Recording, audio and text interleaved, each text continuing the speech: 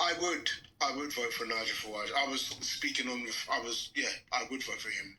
It's actually possible that I would vote for. I'm a conservative, right?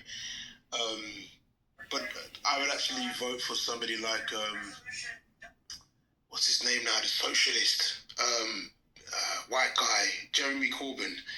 Do you know what I mean? Just as a fuck you to that. I mean, I know you're probably going to hate me for that. It is what it is. But, I mean, his policies do seem to be a lot more in line with actually helping the British people as opposed to just the corporate establishment or whoever, right? So, you know, and reform, I mean, reform speaks for itself. I mean, reform are kind of like a British, they're like MAGA light. Do you know what I mean? It's like mega light, but I mean, it is what it is. So yeah, I would vote for either or at this point because Keir Starmer, who we knew was and is one of these pedos, or at least associated with the whole pedo ring that has been around since the dawn of time, if you would.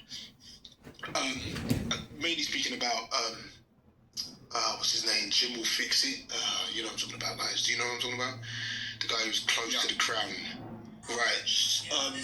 And his association with that whole thing. It's just giving the whole.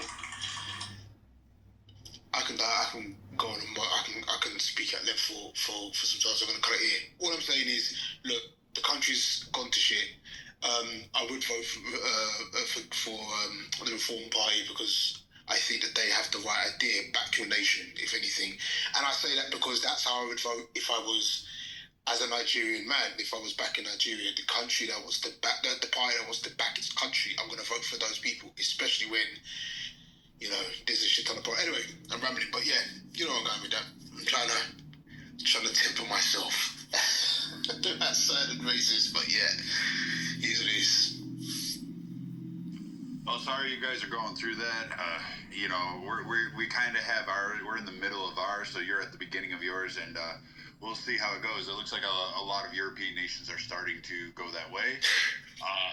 Canada is in the midst. They're about to kick theirs off, so we'll see how that goes. Mexico is starting to realize that. So the U.S. is having a broader influence, and as more European countries start to get on board, it's going to start to spread a little bit more to a lot of other places that don't already have the similar kind of views that people are wanting, and that's their pride. But this is the thing, though, Brad. Right? I think nationalism has been allowed to kind of resurface itself as a not as a tool to be weaponized by the left, as they like to employ it to kind of position people as racists. You're seeing the same kind of philosophy happening right now in Africa, right?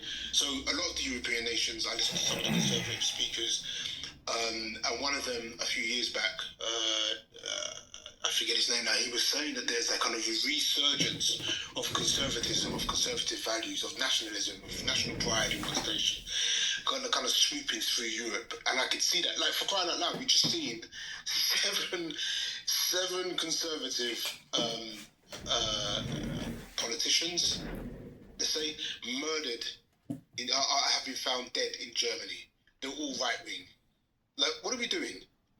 We saw what was taking place in France again with the arrest of some of the. I think earlier on this year, maybe I'm getting it confused with another country. What I'm trying to say is there is this kind of. Right now, to go back to war against Israel, they've been talking about it for days. Ooh. In Iran and Israel, they're about to go back out, and in Syria right now, they're about to go fight again. Come on, Iran have already, played out its hand. Oh, stop it. Stop living in a fantasy world, man. They got more ballistic missiles to give Israel